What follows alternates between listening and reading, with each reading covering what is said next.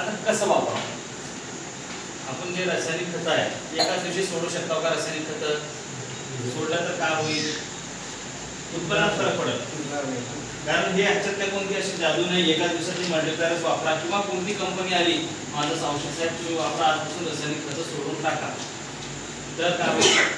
जसं आपल्या माणसाला कोणाची व्यसन राहते, कोणाची सुपारीची असेल, कोणाची बिडीची असेल, ते एकाच दिवशी जर सोडलं तर त्याला काय त्यावेळेस त्याची सवय मागते का?